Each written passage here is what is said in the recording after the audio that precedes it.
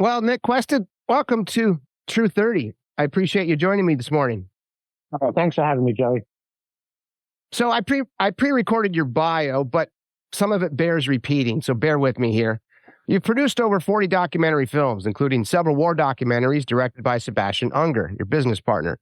Prior to producing, you were an award-winning music video director, directing more than 100 music videos and commercials, and worked with artists including Dr. Dre, Jay-Z, Nas, P. Diddy, whole other story, Sting, and brands including Sprite, Nike, Lexus, and Land Rover.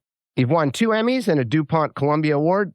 You've been nominated for an Oscar, a PGA Award, and your company, Goldcrest Films, has won Academy Awards for Best Picture twice. So I've been fortunate enough to watch many of your movies after you sent them to me, and your movies have proven to be both educational and entertaining. Restrepo, Korengal, Stolen Seas, and 64 Days, to mention a couple powerful examples. And these are the kind of films that make you think about them quite some time after you watch them, which for me is always a sign of a movie that was worthwhile. And as I mentioned, Sebastian Junger is your business partner, and you've been doing this now for decades. So before we talk about your latest film, let's start at the beginning. When did you know you wanted to live your life behind a camera? Well, my dad was in the movie business, and so it sort of, was, a career path that was, always enticing to me from the beginning. Like, to be in a family business is, I think is cool. Like, if you can work with your parents and get on with your parents like that, I think that's a wonderful thing. Yeah. So I started off by, wanting to edit and produce. So I produced I went to NYU, and I produced a bunch of small films and edited them. And then that's how I started. I started in the documentary. I made a hip hop documentary called Voice of the Nation. I'd been running clubs and concerts while I was at school. So I just made a documentary with the artists that I'd been working with. So I went on tour with EPMD, Das EFX, Redman, K-Solo, and Gangstar. Wow. I mean, we made a film about, what hip hop was at the time. Old school. yeah, really old school. That was in 1992. So, yeah.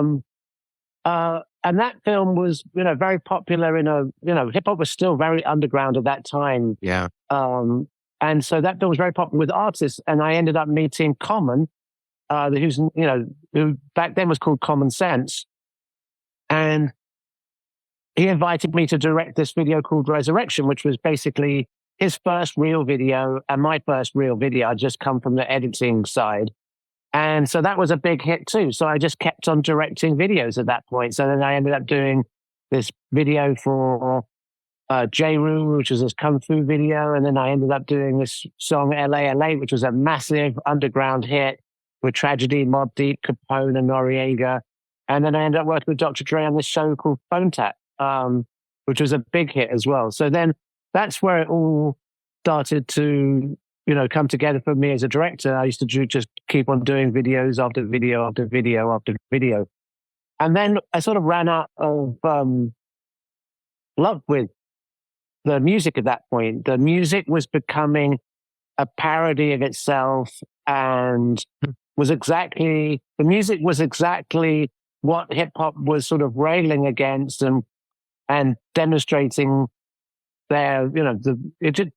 hip hop was becoming a parody of itself. And so I went back to making documentaries. So my friend Tim Hetherington, I'd been working on a film about George Weah's run for president, and Tim was in Liberia. And so my fixer and local journalist said, "You have to meet Tim. He looks like you. He talks like you. You're probably related." And so we got on really well. And then he walks into my office with Sebastian and says, "We've got some footage from Afghanistan." This is like a couple of years later. "What do you think?" And I watched it.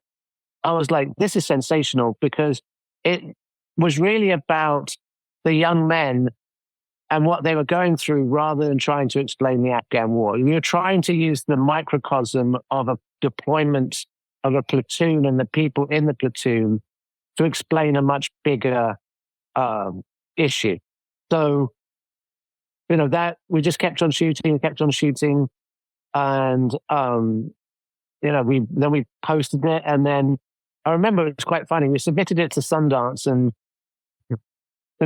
everyone else had been told whether they were in or not, and we were like, oh well, I guess it's not our day then. And then they called us and said, well, would you like to be the opening film? And we were like, yeah, that sounds great. Do it. And that's where. And then we just kept on showing the film around the world forever. That film went. When a film's successful, because a film is designed to. The films we make are designed to provoke conversation. Yeah. And when the conversation starts on this film, started in January in Park City and didn't even end when we went to the Oscars. It kept on, but this memory is a very bittersweet memory for me, because the last time I saw Tim was at the Oscars, because he went on an assignment to Libya, to Misrata during the siege, which was one of the most brutal sieges in modern warfare history, and he was killed by a mortar by Gaddafi's troops. And so that's the Oscars are sort of this bittersweet memory for me. Yeah, I'm sorry I read about that, and I'm sorry for your loss. That was tough. And the movie you're talking about is Restrepo, right? Yeah, it's Restrepo. So after Restrepo, we made a film about Tim, because Sebastian and I thought the best way to honor your friend was to be the closest people to him making a film, because you really understood. We'd had those conversations with him. There's long car rides, and personally, as a journalist, I think long car rides are the best thing in the world, because you really get to talk to someone for a long period of time, and also you have to talk, because most of these places that you're taking these long car rides that are very bumpy, it's very difficult to sleep, and there's generally no internet, and so it's kind of like it's a sort of an anachronism now, because the internet is so pervasive. But what was interesting about the film and the process of making the film was it felt very, Tim felt very present still in our lives, because we're seeing new footage of him, and we're hearing his voice, and we're discovering new little things that we didn't know, or seeing a photograph that he'd taken, or, and so it was kind of like you could process grief through technique, and the time it really came home to me was, I remember the editor Geeta, who's an excellent editor. She's like just an exceptional filmmaker. She showed me the cut, and I was like, "Well, where's the poetry?" She keeps laughing. I was like, "This wasn't there." And she showed it to me again, and like the film, at that point I knew the process was over, and that's what made me sad, because I wasn't going to learn anymore, and now it was just a different stage of the film. So that was very distressing for a while, and then I bet. And then we showed the film around, and that's, watching your own film is also quite emotional sometimes. And also we showed to people, and it was like, they come up to say they watched this film about your friend who'd been killed as a conflict reporter and as a reportage photographer, and they were like, "Oh, how do I do that?" And I was like, "Well, I don't know if I think you should watch the film again, because it's not necessarily like an advert for this job." Yeah. Well, that actually begs the question. So for people who don't know Sebastian Junger, he is a storied American journalist, filmmaker, obviously your business partner, but he embedded himself, as you did, in dangerous and remote military outposts to get the film you guys captured, specifically with Restrepo and Korengal and many other films that I witnessed. And when did you decide to go from a storied videographer in the hip hop business to actually risking your life for movies? When did that decision take place? Well, you're also underestimating how risky hip hop videos are. I guess you're right. I've seen a lot of guns on set. Let me just put it that way. Good point. So, I mean, I was, on Restrepo, I functioned as a producer, and and Sebastian would come in, and then we kind of swapped. Sebastian was the foreign correspondent. Yeah.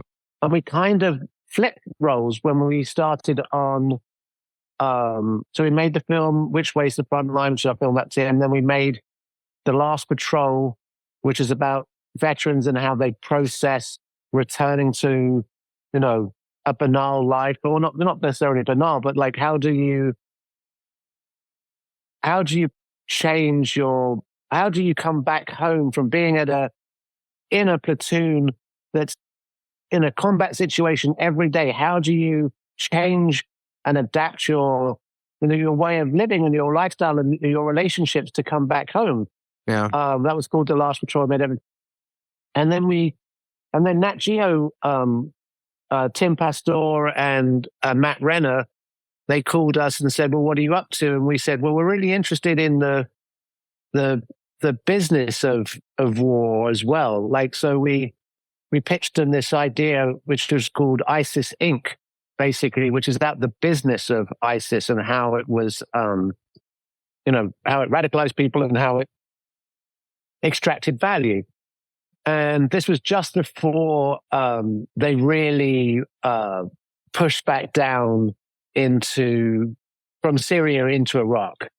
Yeah. And so we started making this film, and it evolved from this sort of, investigation of the finances of the Islamic State and their marketing into the origin story of the war in Syria and Iraq, and how, and the migration crisis that it provoked.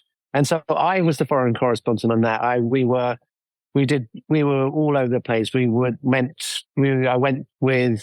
I met the, Salafist clerics that are allied with Al-Qaeda. We were in southern Iraq with Shia militias and Turkmen militias. We were on the border and on the front line of the liberation of Qara and Mosul.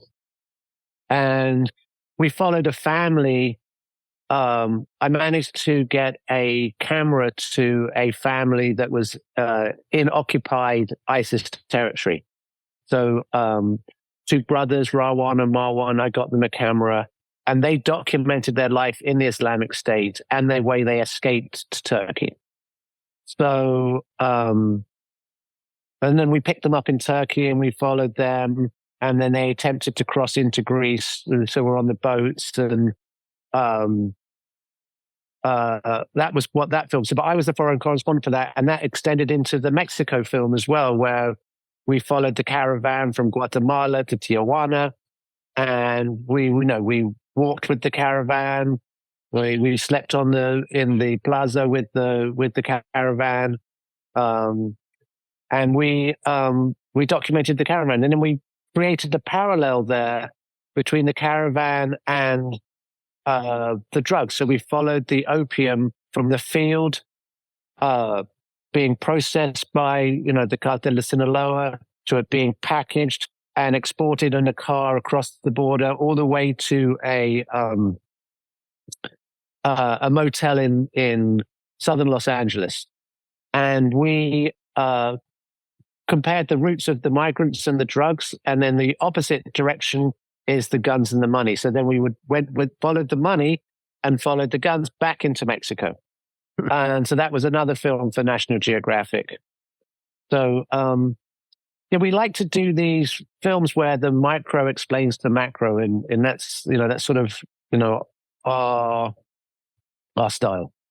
Well, I've loved every movie you sent over, and I'll continue to ask for more. So let's talk about your most recent film and how we got here, why you and I are talking today. And let me introduce this to some of our listeners here. So in July of 2022, it seemed as though every time I turned on the news, you were front and center. So specific to the J6 Capitol riots, it was whether I turned on NBC, Fox, CNN, You were the flavor of the month, and it was all due to your involvement with the head of the Proud Boys, Enrique Tarrio. Specifically, I'm not sure exactly how this took place. We can talk about it, but Enrique commissioned you to film him and his boys on January 6th. No, he didn't commission me. No, that's what I was going to get to. Okay. Yeah. Okay. So I called Enrique. When I heard Stand Back and Stand By, I was convinced that the chance of political violence in America had just, become a certainty almost. I'd seen the same type of messaging throughout the summer. You'd seen Trump trains and flags and this desire for this, Christian utopia. And it very much matched much of the messaging I'd seen in the Middle East, which was black flags and victory parades and a call for a, Islamic caliphate, an Islamic utopia. So you saw the same type of messaging and the same type of radicalization in plain sight. And when the president directly name-checked the Proud Boys and then stand back and stand by, I was like, oh, it's on and popping. Let's go. So I was like, I've covered conflicts all over the globe. I was looking at America through the same lens that I'd looked at many of these conflicts. So, if Erdogan had said to the same thing about the grey wolves before an election in Turkey, and I was making a film about Turkey, I'd have been with the grey wolves. So I called Enrique. He had this strange and kind of humorous message from Roger Stone about him going out and kicking asses and taking names and saving America. Yeah. And I was like, I left a message and then I called back again and he picked up and I was like, hey, can we come down and hang out? We just want to film. And he was like, sure. And that's it. That just blows me away. This is good to know because when I was researching this, I didn't exactly know how you guys got in contact with each other. But so you reach out to him and you're like, I just want to come and fill you. And you mentioned in some of your reporting that when did you actually reach out to him? How far before the events of January 6th? So we filmed Enrique in Miami on November the 14th. We were basically with the Proud Boys from just after the election all the way through to January 6th. Okay. Let me do this. There's a lot of folks that listen that don't know who he really is. So let me just talk a little bit about Enrique Tarrio. He's Afro-Cuban background, Florida State Director of the grassroots organization Latinos for Trump. He was a candidate in the Republican primary election for Florida's 27th congressional district, but withdrew. And he served as an informant to both federal and local law enforcement from 2012 to 2014. He denies this, but there's proof that he was. And he was also, so he said here, he was indicted for his role in a scheme to rebrand and resell stolen diabetic test strips. And he was, outside of being an informant, he actually helped and cooperate for people to be arrested on anabolic steroids and human smuggling. And so this is not your average guy. This is not someone that is, decided to dip his foot in the water specific to what he was doing. How much did you know about this dude when you reached out to him? Well, I'd seen Enrique around protests throughout the summer, but I didn't really know him at all. So I had no real, there's a little gossip about him, but, it's pretty opaque until you really get in there. So, no, I wasn't aware of any criminality at that point. Okay. And Enrique is a very personable fellow. Like he's, garrulous, I think you could say. It's a good word. Yeah, I mean, because to your point, thank you again for the advanced copy of your film. But that's what I gathered too. He's very charismatic, and he's a good leader of weak men. So it was pretty impressive to see that. So the new documentary that drops, I think it's October 3rd, correct? October the 4th in New York at Cinema Village, and then there's going to be screenings all over America. Right. And the new movie is called what? 64 days, which is the length of time between the election and January 6th. Okay. So we examine not just the Proud Boys. Many filmmakers came to me because they'd seen me on testifying, and they were making films about extremists or about how, a group of people, all their paths crossed on the steps of the Capitol. Like, oh, how did 6 people's paths cross on the steps of the Capitol? But I was not really interested in that. That's sort of a standard documentary trope to me. I was much more interested in the investigation of why it wasn't 6 people on the steps of the Capitol, but there were 60,000 people at the rally and who ended up at the Capitol. That was much more interesting to me. And, and the fact that January 6th isn't a spontaneous event. This was planned in detail for many years. And a political movement called Stop the Steal is responsible for getting that many people there. And the Proud Boys were their tactical division. So for years, and is this related to Roger Stone? Absolutely. Roger Stone originated the concept of Stop the Steal in 2016 for the primary between Ted Cruz and Donald Trump, where they thought the Republicans were going to, steal the primary. And Donald Trump won that primary, and then he won the election. And then no one protests an election they've won.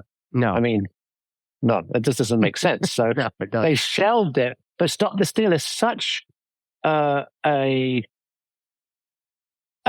such a great piece of political messaging because it's a call to action. It's a grievance. It has great alliteration and it's pithy.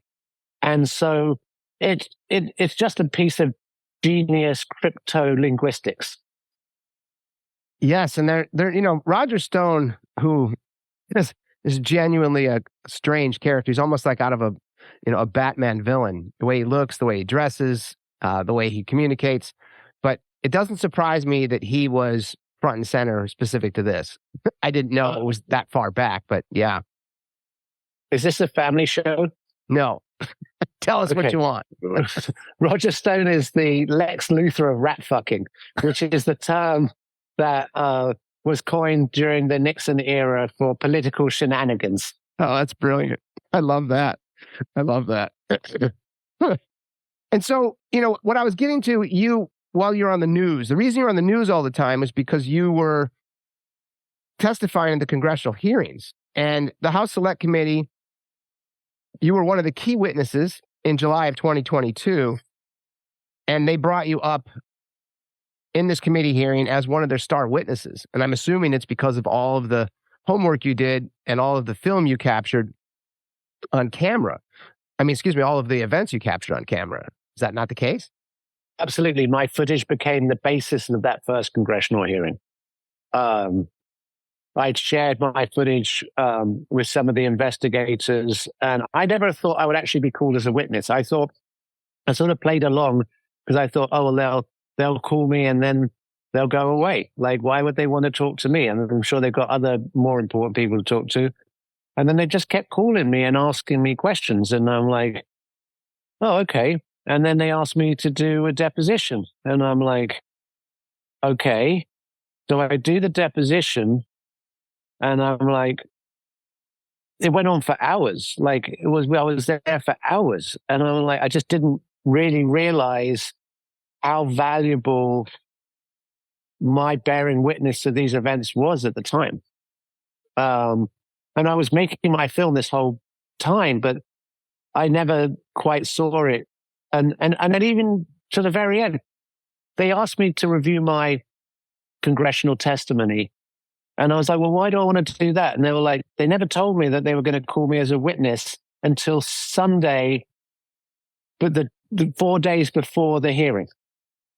So late night on Sunday, they called me and said, can you get your lawyers on the phone? And I was like, it's 11 o'clock at night. I think, can we do this tomorrow morning? I go, is it important? They were like, well, Yes. Kinda. Yeah. And I was like, kinda, yeah.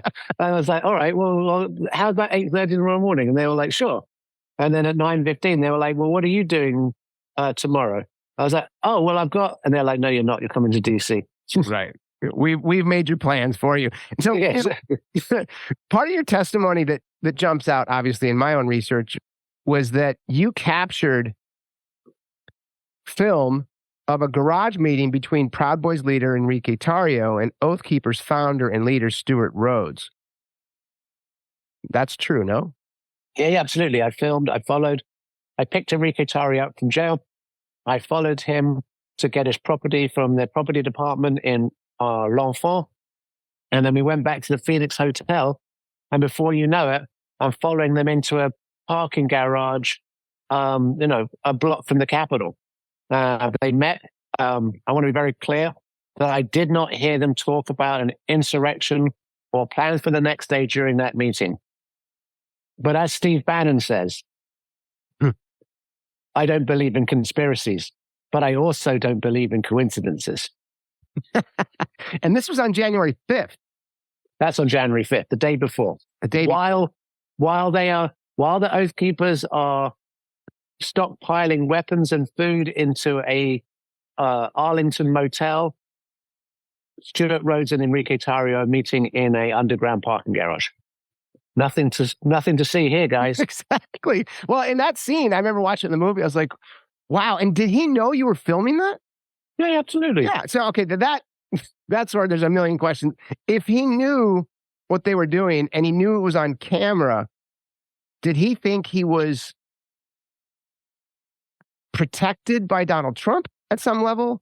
Or did he just think that he could do this with impunity? I don't get it. I think in retrospect, it's obviously hubristic, but you've got to think of this way. They thought that they were going to succeed.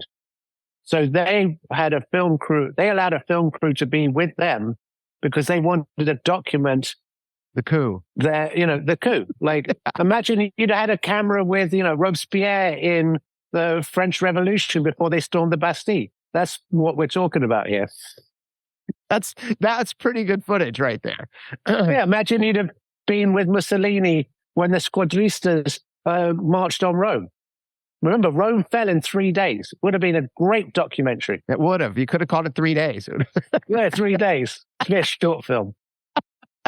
Lots of pasta and wine. Did you have any... I mean, obviously, the rumor on the campfire is that no one knew this was going to happen.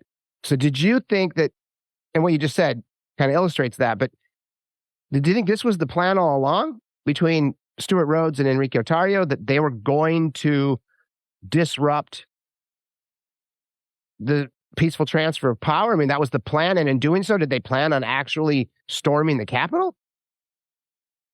I believe that the Proud Boys absolutely were designed to insert the crowd into the Capitol. Like, how do they get the crowd into the Capitol? What I don't think they accounted for is the QAnon zealots that were more radical and more aggressive than even they were. And that amplified the crowd. Once you have a crowd, you can't control it. It's very difficult to control crowds. So they immediately lost control. And the desire to get the crowd in there to protest, and the crowd turning into a mob and rioting, their reckless behavior precipitated the insurrection, if you ask me. Okay. Let me ask you this. So this is some of the homework that I uncovered. It says, in the days leading up to January 6th, Tarrio and the other leaders of the Ministry of Self-Defense hand-selected members of the organization, including co-defendant Dominic Pizzola, to serve as rally boys during the attack on the Capitol. To prepare for the attack, Tarrio and the other leaders of the Ministry of Self-Defense established a chain of command, chose a time and place for their attack, and intentionally recruited others who would follow their top-down leadership and who were prepared to engage in physical violence if necessary. They began their assault at 10 a.m. when Noreen Biggs, Ryle, and others marched in an assembled group of nearly 200 individuals away from speeches at the Ellipse and directly towards the Capitol. At 2:11 p.m., Pizzola smashed open a window, allowing the first riders to enter the Capitol as Biggs and those with him entered close behind. Court documents say that Nordian, Biggs, and Ryle and the men that recruited that led participated in every consequential breach of the Capitol that day.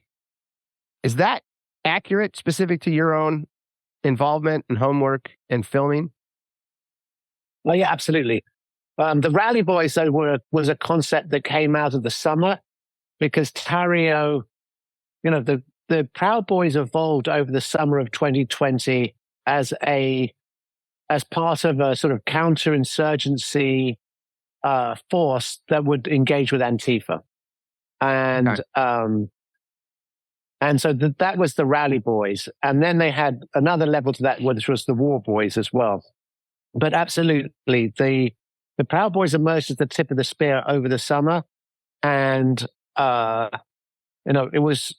they became front and center of Stop the Steal on November the 14th and December the 12th in DC. Man. Okay, and it says here, as the events unfolded, Tarrio, who was monitoring it, let me start with this first. You mentioned you picked him up after he got out of jail. Why was he in jail? He was in jail because he admitted to burning the Black Lives Matter flag on December the 12th. And he clearly seemed to be observing the flag being burnt, but he took the blame for it. And it's interesting to note, it's been widely reported not widely reported, it's been reported, and I believe that to be true, that he used the flag burning as a pretext to get arrested in DC.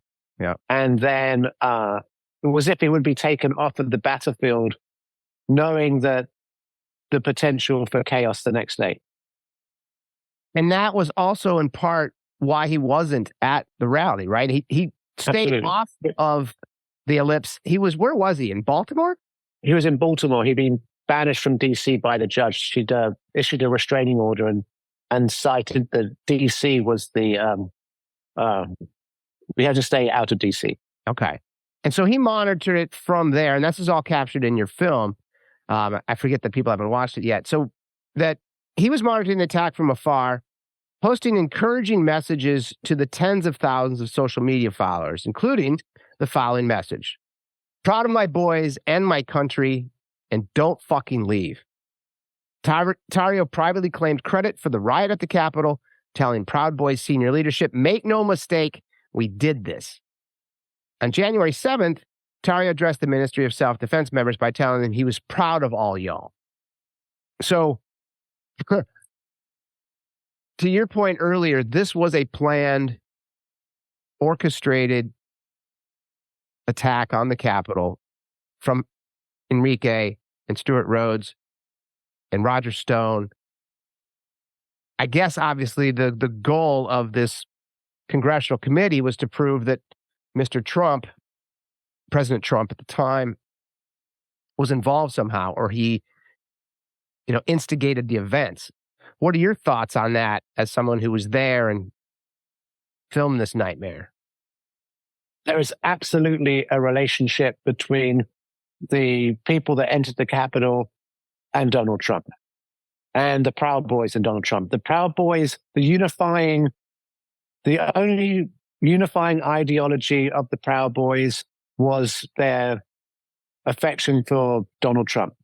They had a lot of grievances, but the only thing that ideologically you could say that they were MAGA. And you can see this because the crowd would directly respond to the tweets of the president. Mm-hmm. And so, when he told them to go, finally, the crowd left and they looked at the thing and said, "He's told us to go. We've got to go." But I look at it this way as well. Donald Trump never directly orders anyone to do anything. He doesn't say, he's like Henry II and Thomas à Becket. "Who will rid me of this meddlesome priest?" And a group of knights went out and killed him. Henry II then, with his guilt, imposed an enormously painful penance on himself. We haven't seen the same from Trump. But Trump doesn't directly order you something, say, who's going to fix this for me? And people go out and fix it for him. But that's, in the same way, when you understand that your voice is taken so seriously by his supporters, it's beyond reckless to say the things that he said.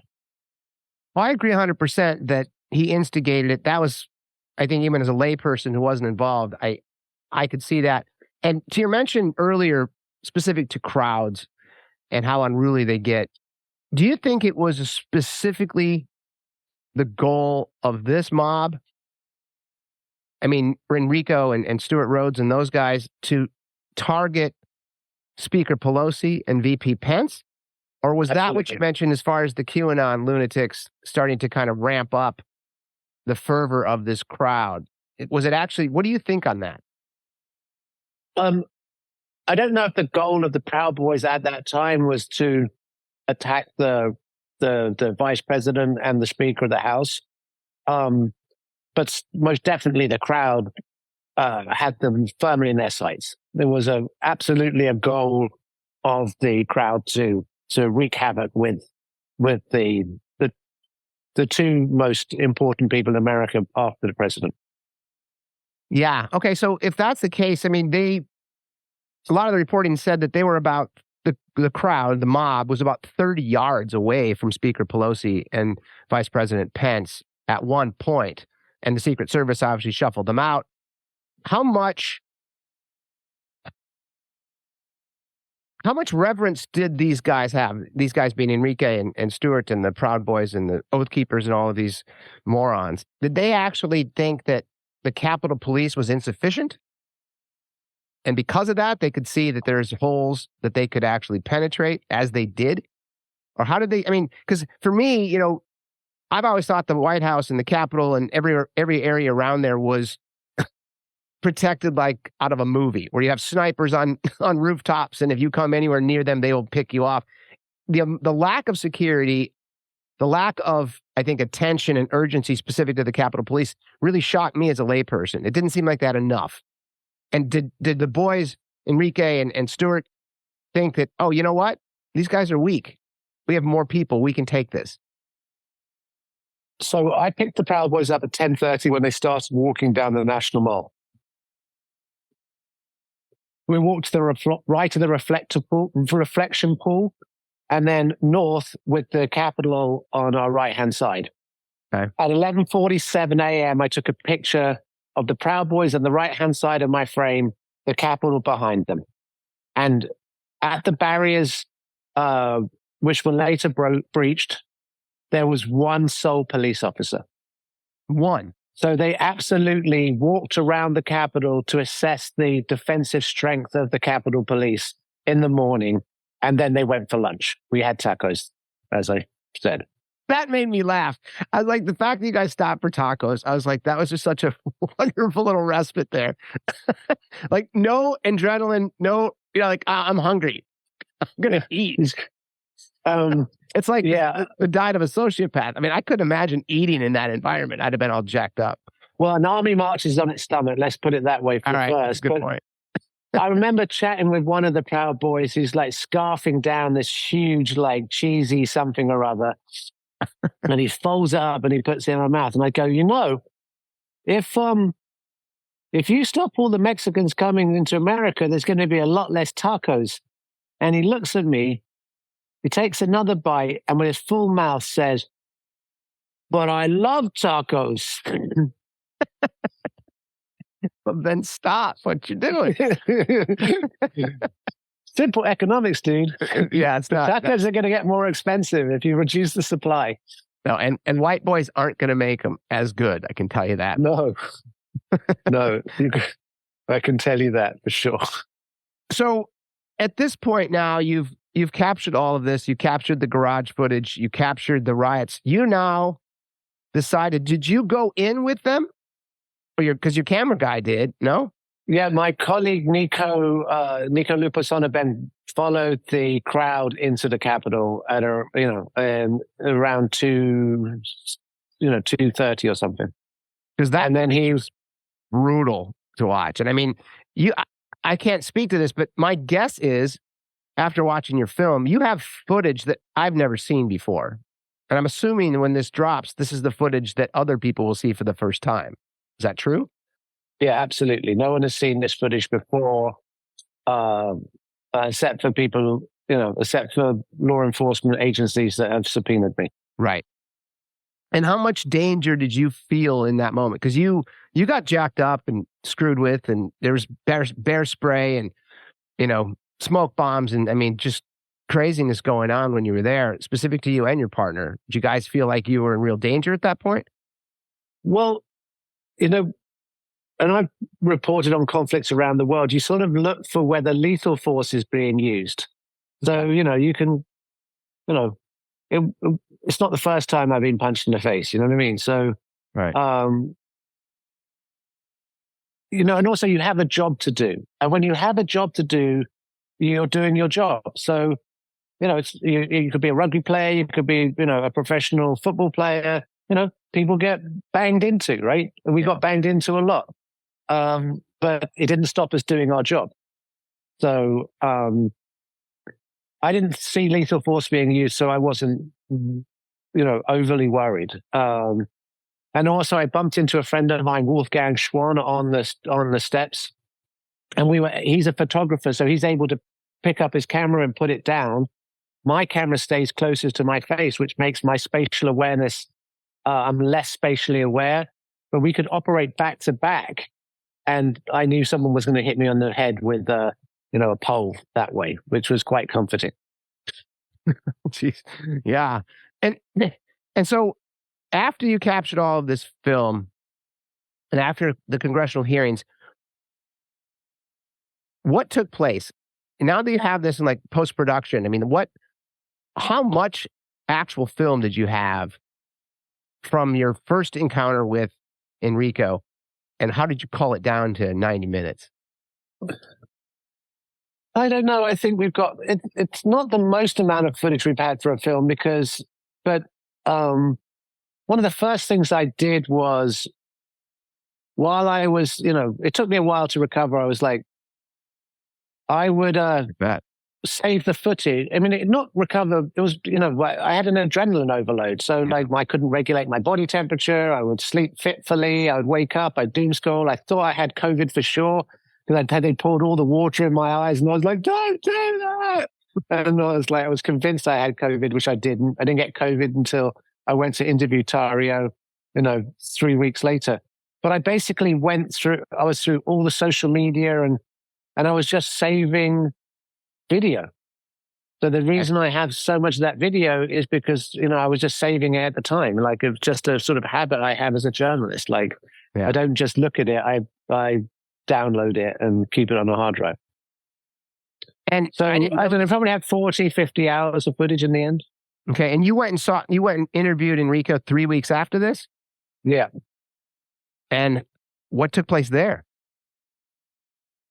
We went to his shop and we asked him about it, but he still would deny that he had any involvement with the riot and insurrection. He refused to admit it. Yeah. Even though he had texts and well, no one knew that. No one knew about the text until the federal sedition case. Oh, okay. That makes sense. Those weren't public knowledge. That was in an encrypted Signal group chat, and then one was a Telegram chat. Does he see? I mean, you mentioned it was hubristic earlier. Does he now see that allowing you to come and film him was the reason he's probably behind bars for 22 years? I don't know if I'm not the reason that he's behind bars for 22 years.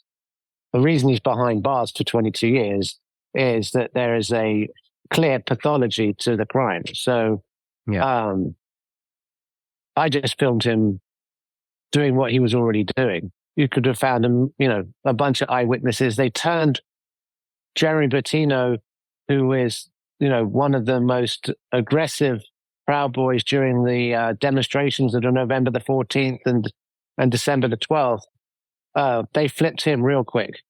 And he actually was stabbed on December the 12th and wasn't there on the steps of the Capitol. And that is probably the reason why he's not facing the same type of, hideously long sentences that the other Proud Boys are. And he had an opportunity to make a deal with the FBI and the Justice Department. So I just was there and I documented it. They were doing this anyway. I didn't. Well, no, that's true. I obviously there was lots of. But it is a very erudite way of collecting evidence, and it's very emotive. So yes, well, and that's kind of the running joke now is that if you have a crime on camera, it's one of those things where you're like, yeah, it's a pretty airtight case. Because if someone says, I didn't do this, well, we kind of have you on camera. And what you had on camera specific, even the conversations you had in the garage with Enrico and Stewart Rhodes, that was a pretty big piece of evidence for the J6 committee, no? Yes, absolutely. It's very, video is very powerful, especially when there's someone to attest to its validity. Video's, very useful. That's why we shoot video. Yeah. So, and I think that, it's not, but the case against the Proud Boys isn't just the January 6th footage I shot. It is a clear pattern of behavior from the Proud Boys and Stop the Steal operatives that proves that this wasn't a spontaneous event. Right. You have the Ali Alexanders of this world, the Roger Stones, the Scott Preslers, the Dustin Stocktons, the Kremers from Women for America First. All these people had their role in turning what was, ostensibly a rally into a march on the Capitol. And the march on the Capitol turned into a riot at the Capitol, which became an insurrection. And do you think this same group of people, all the aforementioned, is at the ready for this next election? Well, I think it's going to be hard for the Proud Boys to influence the election the way they tried to last time from federal prison. No, I think that it is not as well organized this year, but I have to say, from my contacts at the moment, I don't see a happy resolution here. I think if Harris wins, you'll see armed protests at polling centers in swing states, but in right to carry states.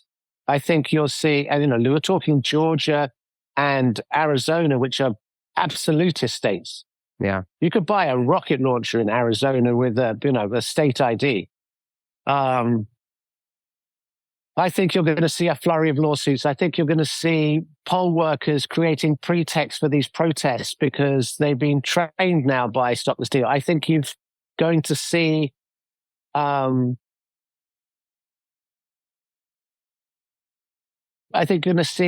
a board of supervisors and election boards refusing to certify the election. I think you're going to see state legislators proffering alternate slates of electors that don't represent the popular vote. The only thing that's going to differ, I think it's going to be terrible, is that they don't have the power of the incumbency to ask Congress to adjudicate the election. And if Trump was to win, I think you're going to see mass protests on the streets. I think those protests will be counter-protested, and I think you'll see civil disorder at major urban areas. In the same way you saw civil disturbance after the George Floyd protests.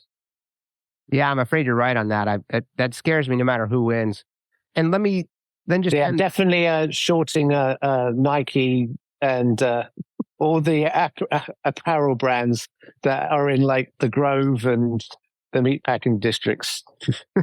Good point. So I'm going long on Home Depot. It's probably a good buy.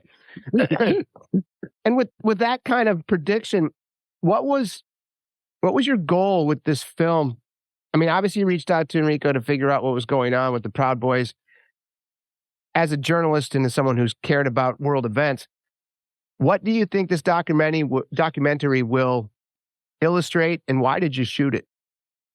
This documentary is designed as a warning because in 2020, they told us exactly what they were going to do, and then they did it. And in 2024, they've told us exactly what they're going to do, and they will do it. And so if we're not going to learn from history, we're doomed to repeat ourselves. And that's the unfortunate truth that we face right now. Wow. No, it's a good way to end, sir. And I just want to, again, thank you for the advanced copy. I didn't want to say I enjoyed it. It was hard to watch. You endured it. I endured it. That's what I said to you. I endured it. And I still think about it. And a lot of the footage that the audiences will see here in short order should be disturbing because it is. And that's I think, with any really good journalist and filmmaker, you captured the zeitgeist of these lunatics and this crowd and this moment as very few people could. So kudos to you for that, because I thought it was a fantastic film. And it's on par with all your other wonderful films that I was fortunate enough to watch before that. So thank you for that, Nick. Thank you so much, Joey. Thank you for having me.